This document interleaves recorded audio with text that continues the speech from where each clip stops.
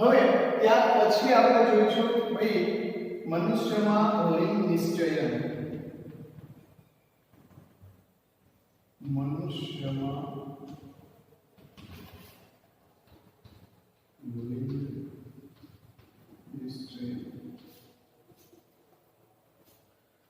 મનુષ્યની અંદર લિંગ નિશ્ચયન એટલે શું? તો આપણે કહીએ કે એની અંદર પણ જે નર અને માદા, બરોબર, કે જે આપણે અલગ અલગ જે એની અંદર આવેલા છે અથવા જે બાળ પ્રાણીનો જન્મ થશે, બરોબર, તો એની અંદર આપણે એને શું કહીએ છીએ? લિંગ નિશ્ચયન, અથવા એની આપણે જાતિ નક્કી કરવી, લિંગ નક્કી કરવી. હવે આની અંદર સૌથી પહેલા જો આપણે વાત કરીએ તો મનુષ્યની અંદર આપણે કહીએ કે લિંગ નિશ્ચયન એટલે શું?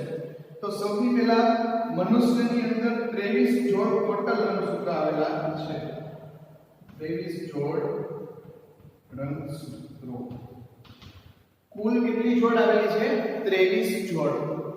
એની અંદર આપણે બે ભાગ પડશે, બરોબર, કે 22 જોડ રંગસૂત્ર અલગ હશે અને એક જોડ રંગસૂત્ર પણ અલગ હશે. હવે 22 જોડ જે રંગસૂત્ર છે તેને આપણે કેવા કહીએ છીએ? દૈહિક રંગસૂત્ર.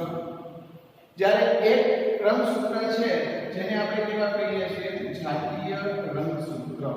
ઓકે, ખાસ કરીને યાદ રાખજો મિત્રો, અહીંયા ટોટલ 23 જોડ રંગસૂત્રમાંથી, બરોબર, 22 જોડ છે તે દૈહિક રંગસૂત્રો છે અને જે એક જોડ રંગસૂત્ર છે તે કેવું છે? જાતીય રંગસૂત્ર.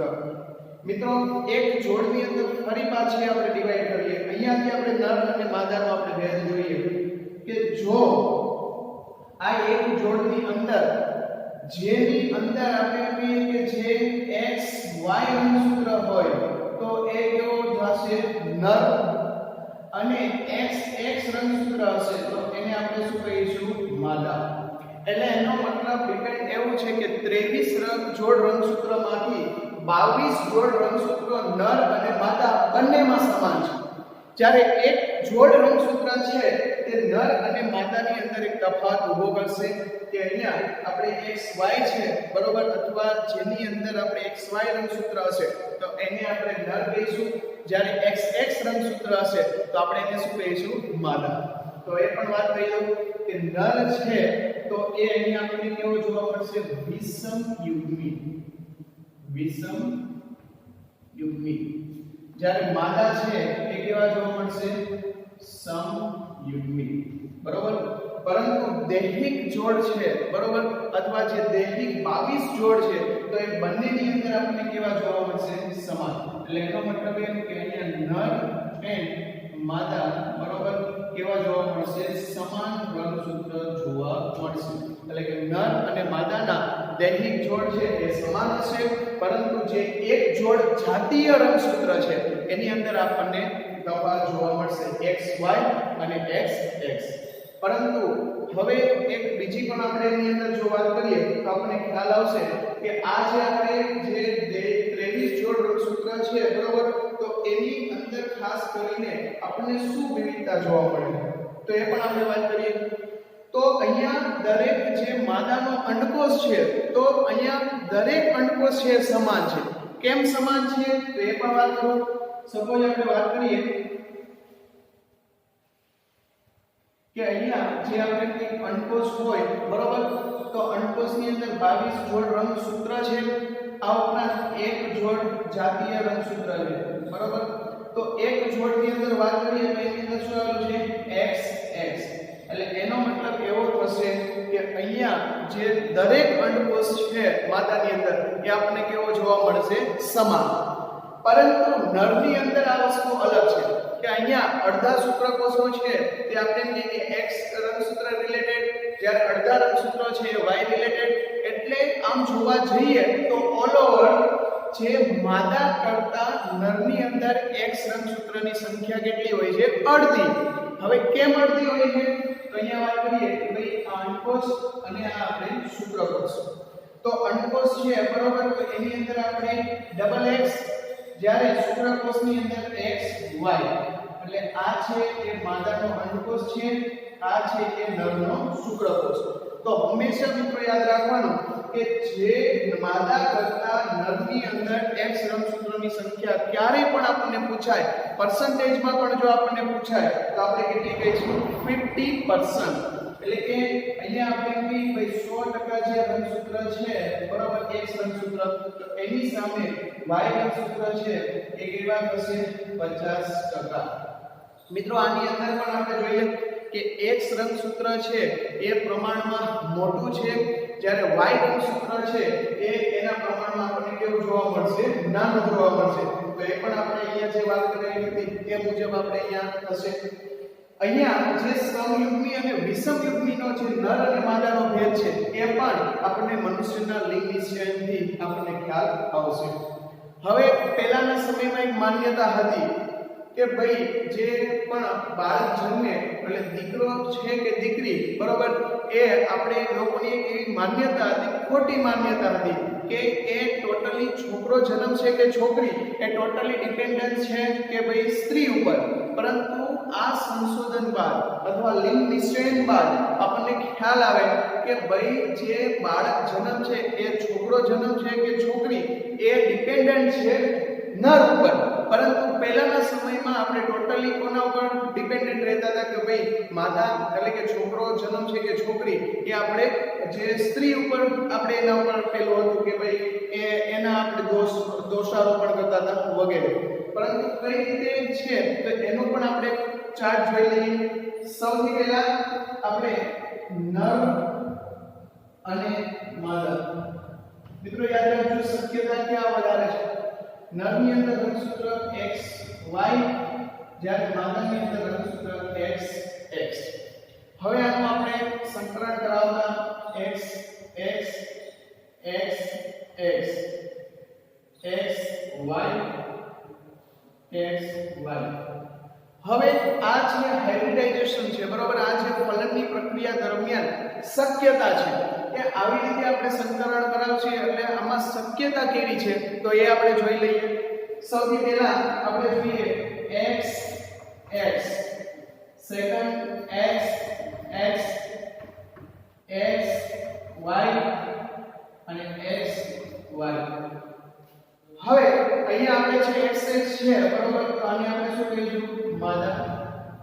અહીંયા પણ આપણે શું કહીશું માદા. અહીંયા આપણે શું કહીશું નર, અહીંયા શું કહીશું નર. તો આ પ્રમાણે જો આપણે જોઈએ તો અહીંયા આપણને બે માદા જોવા મળે છે, બે નર. એટલે આમ જોઈએ તો શક્યતા છે એ કેવી રહેશે આપણને 50%. એટલે કે 50% છે બરોબર એ શક્યતા માદા જન્મવાની છે બરોબર, અને એની અગેન્સ્ટમાં 50% છે બરોબર, તો એ પણ જન્મવાની છે નર જન્મવાની. એટલે અહીંયા આપણે ફિક્સ ના કહી શકાય કે ભાઈ નર જ અથવા બાળક જન્મ છે કે બાળકની અંદર છોકરો જન્મ છે કે છોકરી, એની જે શક્યતા છે બરોબર એ આપણને અહીંયા કેવી જોવા મળે છે 50-50%. એટલે આ વસ્તુ પણ ખાસ મિત્રો યાદ રાખજો કે જે સંકરણ છે બરોબર, લિંગ નિશ્ચયન છે બરોબર, એ ડિપેન્ડ છે કે માદા અંડકોષ છે. ખાસ યાદ રાખજો મિત્રો, માદા અંડકોષનું જે રંગસૂત્ર છે એ નરના કયા રંગસૂત્રથી ફલિત થાય અથવા કયા સૂત્રકોષથી ફલિત થાય છે. તો આ વસ્તુ મિત્રો યાદ રાખજો ખાસ કે ઘણી વખત જે માદાનો જો X રંગસૂત્ર તો ફિક્સ છે, માદાનો કોઈ પણ X રંગસૂત્ર આવશે, પરંતુ નરના જો X વડે ફલિત થાય અથવા X સાથે સંકરણ થશે તો એનો શું બનશે માદા. પરંતુ નરના જો Y જોડે જો સંકરણ થશે તો એ શું બનશે નર. એટલે ખાસ કરીને આમ જોઈએ તો ડિપેન્ડન્ટ છે કે ભાઈ નર છે બરોબર, એ ખાસ કરીને અહીંયા માદા જન્મ છે કે નર બરોબર, એના ઉપર ખાસ કરીને નર ડિપેન્ડન્ટ છે. તો આ જે રીતે વાત આપણે મનુષ્યમાં લિંગ નિશ્ચયન. હવે ત્યાર પછી આપણે જોઈએ છે મધમાખીમાં લિંગ નિશ્ચયન. આ તો આપણે જોઈ વાત બરોબર. તો ત્યાર પછીનો આપણે જે ક્વેશ્ચન છે બરોબર, જેને આપણે શું કહીએ છીએ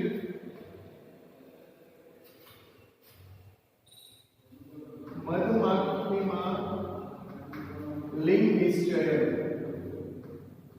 લિંગ નિશ્ચયન. હવે મિત્રો ખાસ કરીને યાદ રાખજો કે આની અંદર થોડુંક આપણને એક વિવિધતા જોવા મળે છે, જે વસ્તુ આપણને મોસ્ટ ઓફ લગભગ ખ્યાલ નથી, બરોબર. હવે આ જે આપણે વાત કરી ભાઈ મધમાખીમાં લિંગની સ્ટ્રેન્થ, અથવા બીજી રીતે આ ક્વેશ્ચન શું પૂછાશે, તો બીજી રીતે આપણને પૂછાશે ઓળમાં સમજાવો અસહયોગી જનન.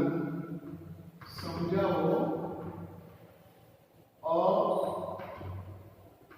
અસહયોગી જનન. મિત્રો આની અંદર એક ખૂબ વિશેષતા જોવા મળે છે.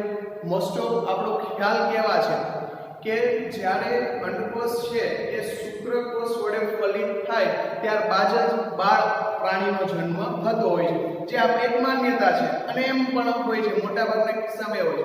પણ અપવાદ રૂપે ક્યારેક આપણને વસ્તુ એવી પણ જોવા મળે છે કે માદા જે એટલે કે અંડકોષ છે, બરોબર, એ ફલન થયા વગર એટલે કે ફલિત થયા વગર બાળ પ્રાણીનું નિર્માણ થતું હોય છે, જેને આપણે શું કહીએ છીએ, અસહયોગી જનન. મિત્રો ખાસ યાદ રાખજો, ક્વેશ્ચન છે, ડેફિનેશન છે, આ ઉપરાંત નીટની અંદર એમસીક્યુ છે, એ પણ આની અંદર પૂછાતું હોય છે. અને એક અપવાદ રૂપે આવા કિસ્સાની અંદર ખાસ કરીને આ વસ્તુ જોવા મળતી હોય છે, બરોબર. અસહયોગી જનન, તો સૌથી પહેલા આપણને એ ડેફિનેશન પણ આપણે લખીએ કે ભાઈ શું અંડકોષ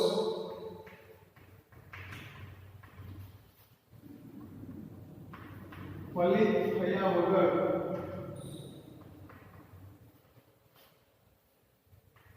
બાળ પ્રાણી બને, જેને આપણે શું કહીએ છીએ, અસંયોગી જનન. મિત્રો ખાસ આ ડેફિનેશન યાદ રાખજો. જેવી રીતે આપણે મનુષ્યની અંદર લિંગની સ્ટ્રેન્થ જોયું, એવી જ જે બાબત છે તે આપણને મધમાખીની અંદર લિંગની સ્ટ્રેન્થની અંદર આપણે જોવા મળે. એટલે ફલન વગર જે અંડકોષનો વિકાસ થાય અને બાળ પ્રાણી જે બનશે, બરોબર, તો એ જે છે તેને આપણે શું કહેવામાં આવે છે, અસંયોગી જનનની ઘટના. ત્યાર પછી આપણે વાત કરીએ કે એક્ઝામ્પલ, તો એક્ઝામ્પલ આ ખાસ કરીને કોની અંદર જોવા મળે છે, મધમાખીમાં. તે પણ આપણે ખાસ કરીને કહી શકાય મધમાખી, બરોબર. હવે આપણે એ પણ એક વસ્તુ જોશું કે ભાઈ મધમાખીની અંદર આપણને જોવા મળે છે અસહયોગી જનનની ઘટના, બરોબર.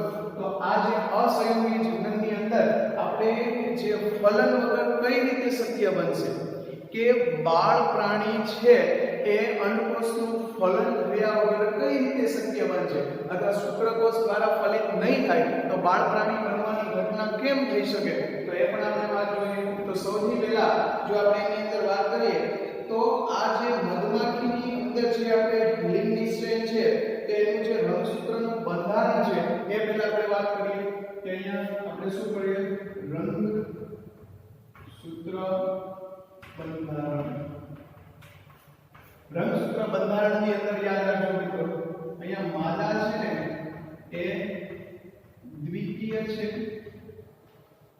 જ્યારે નર છે ને એ કેવો છે, એકકીય. મિત્રો દ્વિકીય અને એકકીય આપણને ખ્યાલ છે કે માદાના જે રંગસૂત્ર છે એ અહીંયા આપણે જોડમાં આવેલા છે, જ્યારે નરના રંગસૂત્ર છે તે આપણે જોડમાં આવેલા છે નહીં.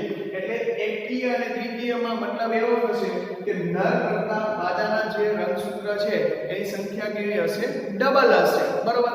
અથવા આપણે કહીએ કે એ જે છે માદા કરતા નરના રંગસૂત્રની સંખ્યા 50% હશે, તો જેને આપણે નર છે તે એકકીય છે અને માદા છે જે કેવી છે, દ્વિકીય છે. એટલે અહીંયા જે આપણે બંધારણ છે રંગસૂત્રનું એ પણ ખાસ કરીને અગત્યનો ભાગ ભજવતો હોય છે. ત્યાર પછી આપણે વાત કરીએ કે સામાન્ય પ્રકારે આમ જોઈએ તો અંડકોષનું નિર્માણ તો થાય, પરંતુ કેવા અંડકોષનું નિર્માણ થશે, તો કે જે આપણે એકકીય અંડકોષનું નિર્માણ થશે, એટલે કે અર્ધીકરણની ક્રિયા થઈ અને એની અંદર થશે. પછી ઘણી વખત એવું પણ હોય છે કે જે એકકીય અંડકોષ ફલન વગર અસહયોગી જનનની પદ્ધતિથી જે વિકાસ પામી, બરોબર, જે નર જન્મે, બરોબર, તો એ ખાસ કરીને પ્રજનનક્ષમ બને. પ્રજનનક્ષમ એટલે ખાસ કરીને કેવો કે જે પ્રજનન કરી શકવાની ક્ષમતા ધરાવતો હોય છે.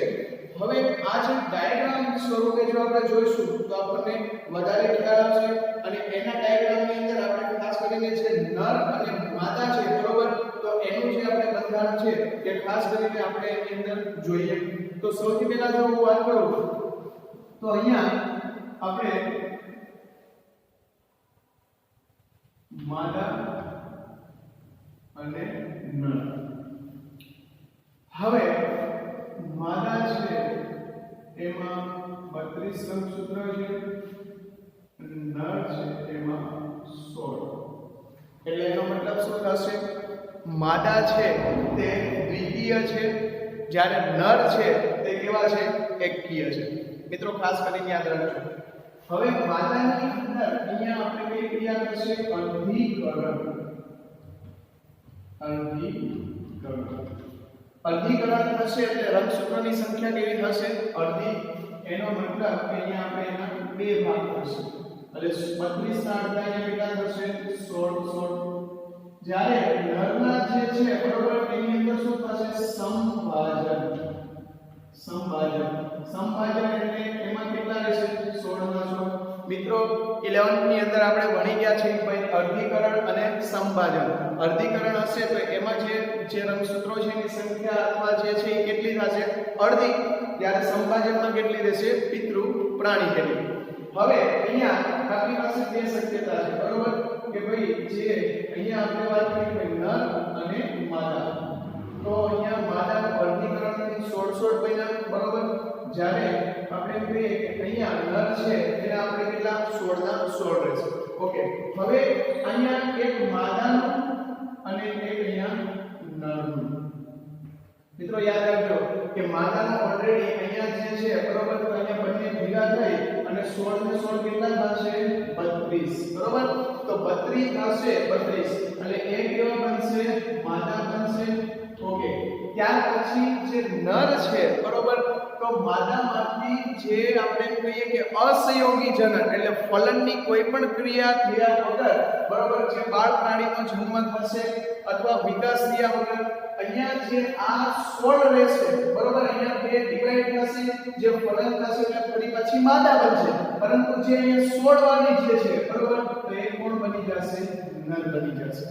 એટલે ફરી પાછો આવે. હવે ફરી પાછી અહીંયા બીજી ઘટના થઈ કે નર છે એનો આપણે કહીએ કે શું થશે? સમભાજન થશે. સમભાજન થશે એટલે કેટલા રહેશે? તો કે અહીંયા 16 ના 16 રહેશે. 32 છે તો અહીંયા ફરી પાછા અહીંયા આપણે કહીએ કે એનું શું થશે? અર્ધીકરણ. હવે અર્ધીકરણથી કેટલા બનશે? 16 અને 16. હવે ફરી પાછું શું બનશે? 16 અને 16 ભેગા થઈ અને કોનું નિર્માણ કરશે? તો આપણે અહીંયા ફરી પાછું આપણે આ વસ્તુ નોટ ડાઉન કરીએ જેથી કરીને આપણે ખ્યાલ આવે કે 16 અને 16 આ બંનેનું જે આપણે કહીએ કે ભેગા થઈ અને શું બનશે? અહીંયા 32 એટલે શું બનશે? માદા.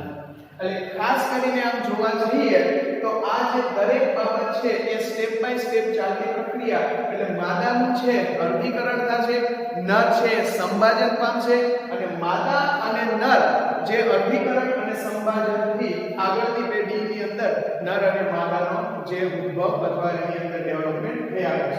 હવે જો આની અંદર આપણે જે બીજી વાત કરીએ તો વિશિષ્ટતા આપણે એની અંદર એ છે કે નર સમવિભાજન દ્વારા શુક્રકોષો ઉત્પન્ન કરે છે. એટલે યાદ રાખજો મિત્રો કે નર છે એ સંભાજનથી શુક્રકોષો તો ઉત્પન્ન કરે છે બરાબર. પરંતુ આવા કિસ્સાની અંદર આપણે એવું કહી શકાય કે આ જે નર છે બરાબર તો એને તેઓને પિતા નથી અથવા પુત્રો પણ નથી. કેમ એવું? તો અહીંયા આપણે કહી શકાય કે જે નર છે બરાબર તો નર છે એનું સંભાજનથી જે આપણે કહીએ કે જે નિર્માણ થશે તેની બાળ પેઢી નહીં કહેવાય. શું કામ? કારણ કે બાળ પેઢી તો ફરી પાછી માતાના સાથે જોડાશે. એટલે નર છે એને એનો પુત્ર પણ નથી અને જે આ સેલ છે બરાબર તો એને નર છે એનો પિતા પણ ના કહેવાય. એટલે આવા કિસ્સામાં એવું થાય કે એને પિતા કે પુત્રનો કોઈ પણ અહીંયા રિલેશન જોવા મળતો નથી. હા, પૌત્ર કે આપણે નાના છે બરોબર એનો રિલેશન જોવા મળે. પૌત્ર કેમ કે અહીંયા માતા છે અહીંયા એના બાળ પ્રાણી બે જન્મા બરોબર. હવે આ બાળ પ્રાણીથી જન્મી અને ફરી પાછું અહીંયા ત્રીજી પેઢીએ આપણે માતા જન્મશે બરોબર.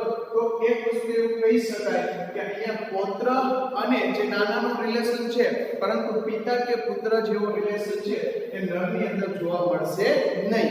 તો આ જે પ્રકારની જે ઘટના થઈ અથવા આ જે ઘટના છે જેને આપણે શું કહીએ છીએ મધમાખીમાં લિંગ નિષેચન અથવા અસંયોગી જનન. મિત્રો ખાસ ઇમ્પોર્ટન્ટ છે અને નીટની અંદર પણ આ જે અસંયોગી જનનની અંદર જે ખાસ કરીને એકકીય છે દ્વિકીય છે બરોબર, ત્યાર પછી જે અસંયોગી જનનની ક્રિયાની અંદર શું વિશેષતા છે તેવા પણ આપણને એમસીક્યુ પૂછવાની શક્યતા રહે.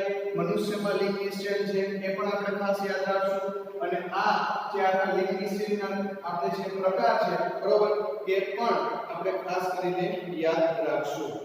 હવે આ જે છે તમે નોટ ડાઉન કરી લો.